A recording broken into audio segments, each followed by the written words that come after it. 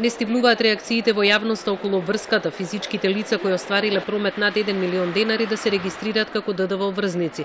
Дел од експертската јавност нема дилеми дека претходно требаше да се дефинира што е тоа стопанска дејност, но и да се подигне прагот за оданочување.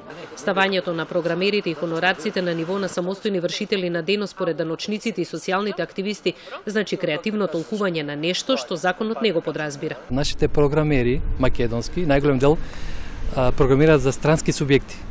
Треба да знаат дека овој приход, овој промет од аспект на ДДВ не е оданочив.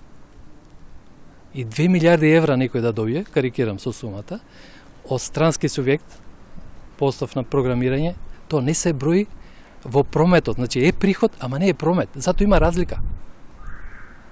Бидејќи по специфично одредби од законот, местото на прометот во ваков случај паѓа кај корисникот, значи во странство. Ако е во странство, нашата даночна управа нема ингеренција на тоа и затоа не треба да се пресметува ДДВ. Вака авторски вака се одземаат на база на персонално на данок на ДДВ одредени парични средства од луѓе кои сепак работат, додека ултра богатите луѓе на овој начин не се оданочуваат. Значи, некако мене ми се чини дека ова мерка ќе ја користат за оправдување зошто нема да воведат прогресивно оданочување. Бројни дилеми има и пред членовите на надзорни и управни одбори. Ако се знае дека државата има десетици одбори, дали тие луѓе, прашува Гацов, вршат стопанска или самостојна дејност? Не е благодарно да кажат, абе тие земат по 6.000 по 5.000 денари. Например, да земале по 1 милион.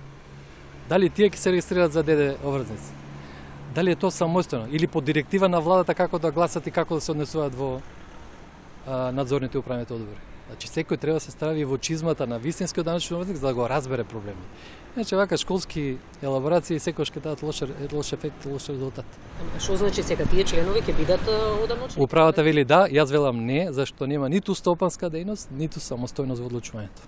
Иако законот се применува од 1 април 2000 година, Управата за јавни приходи лани првпат побара физичките лица да се регистрираат како ДДВ врзници, но немаше казни за тие што тоа не го сторија. Оваа година имаше интернет објава на 3 дена пред истекот на рокот, но засега нема информации колку физички лица се регистрирали и дали ќе има казни за нерегистрираните. Обврската за регистрација се однесуваше на лица кои заработуваат над 1 милион денари годишно или 16.200 евра, што месечно изнесува 1.400 евра, како вештаци, стечајни управници врз основа на наемнини, авторски договори, договори на дело, членување во надзорни управни одбори и земјоделска дејност.